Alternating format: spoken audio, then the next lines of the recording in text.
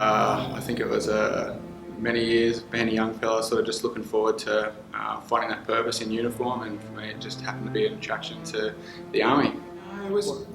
I've thought about this a lot. The feeling was very different to training. Training, they're very much trying to teach you something, and on deployment you're very much being employed.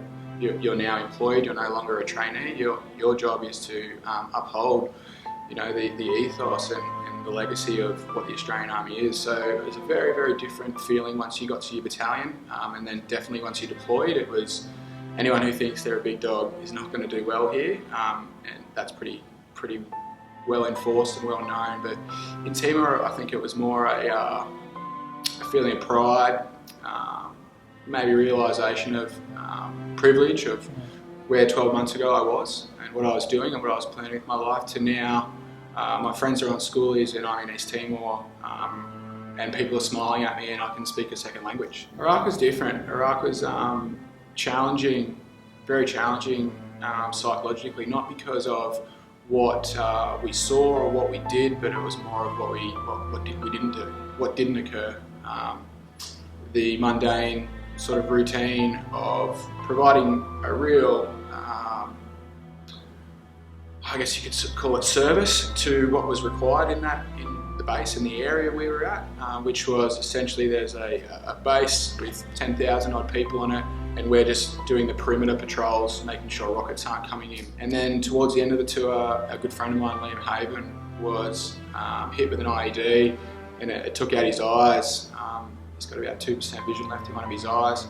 We were both 19 at the time, and I just remember thinking, it doesn't really matter about what happens, it is about what doesn't happen.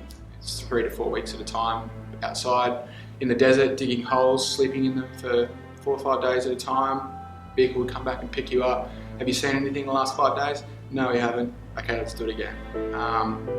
That became welcomed after Liam was hurt, which was the last 4 or 5 weeks of our tour. So it was a long lesson in Iraq, and it was an arduous one of mundane routine, but a very valued one in my life. We knew Afghanistan was going to be different.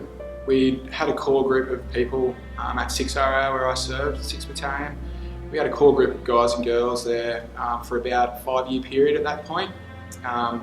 Really great leaders came through the organisation, Colonel Blaine, Colonel Jennings, and they helped people want to stay in the army, basically. They led with such purpose that people stayed, and when we knew those tours were coming, people wanted to be on them. If their families were like, I need you back at home, we wanted to be on that tour because we knew we were going to lose people if we were to conduct the job that they were asking us to conduct. First mentoring task force, the construct of it.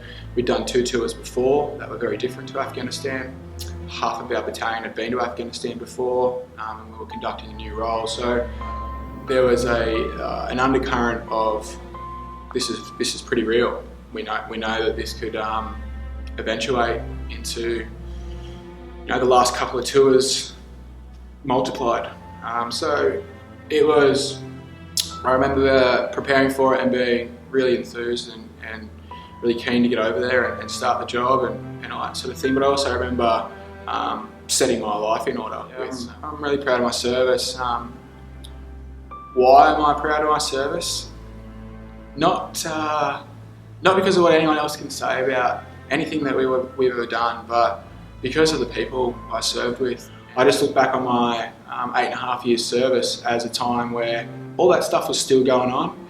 However, what I felt committed to was the goodness that was around me. To me, what ANZAC Day is about is really taking time to pause throughout the day and have a reflection about, what am I feeling? Why am I feeling that? What do I want to do with that feeling that I have? Because on the 25th of April, everyone who's ever served feels a lot of goodness, they feel a lot of sorrow, they feel a lot of anger, and then if they do it right, they feel huge amounts of gratitude for themselves and for the people they serve with. So for me, it's about making sure that we check off on the core things that are important on that day, which is remembrance and service from here on out, not just what was. It's about trying to add things in that are as important as they were to our diggers back then as they are to our population now. You know, all colours, all countries. It's about a day where we've got some pride in what we do when the chips are down. G'day, my name's Lukas Woolley. I was a corporal in the Australian Infantry. I served from 2005 to 2013.